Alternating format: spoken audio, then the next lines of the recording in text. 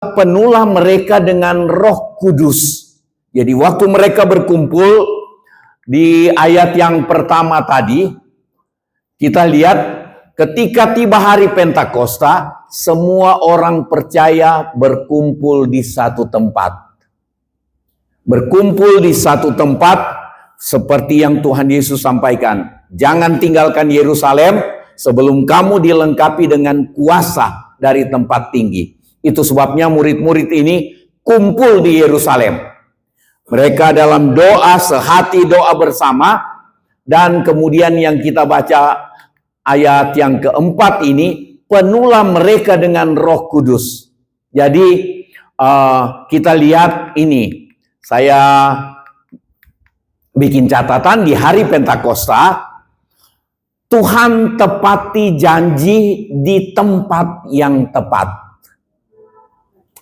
Tuhan tepati janji di tempat yang tepat. Maksudnya begini.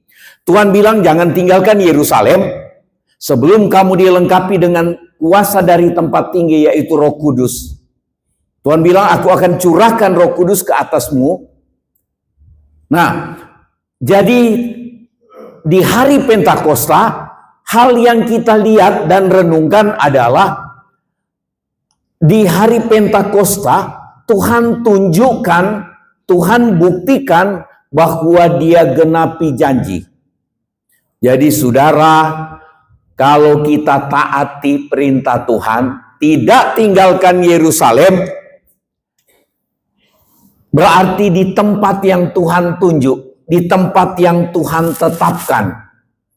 Jadi di tempat yang Tuhan mau, disitulah Tuhan genapi janji. Kalau saudara dan saya ada di tempat di dalam kehendak Tuhan, maka janji Tuhan itu kita alami. Amin. Tuhan genapi janji Tuhan.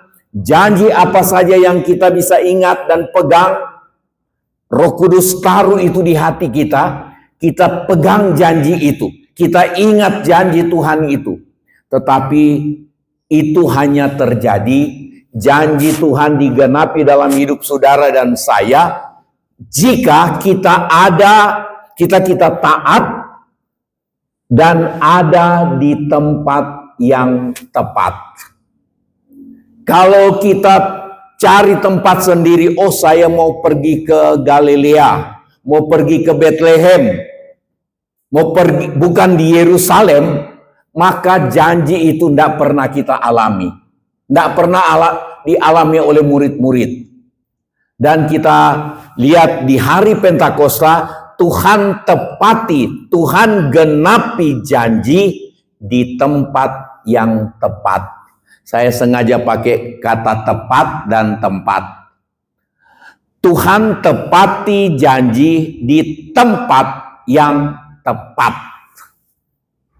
Amin.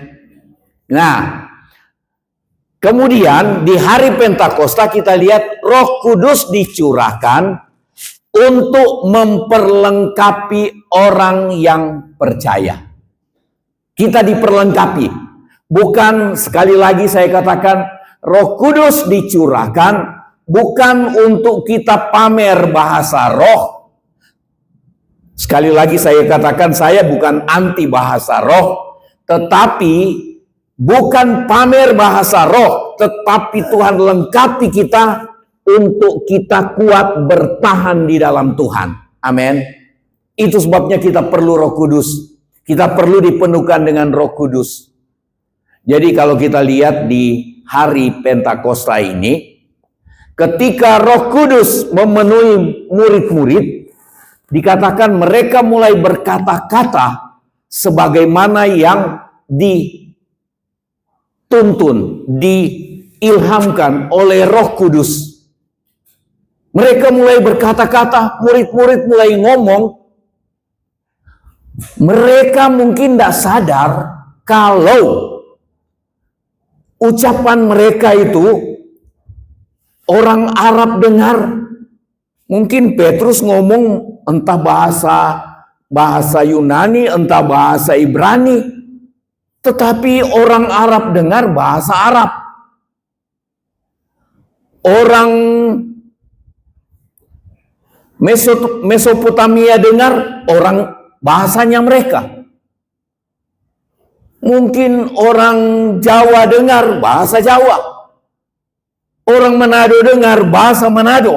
Wow, ini bahasaku. Orang Tionghoa dengar bahasa Tionghoa. Orang Madura dengar bahasa Madura. Wih, ini luar biasa. Ini bahasa Nangko. Wow. Mereka mulai heran. Kok luar biasa? Itu yang Roh Kudus kerjakan. Jadi orang berkata-kata, Paulus bilang, kalau orang didorong oleh Roh Kudus untuk berbahasa roh di tengah-tengah jemaat, itu harus ada yang terjemahkan artinya. Karena untuk menguatkan jemaat.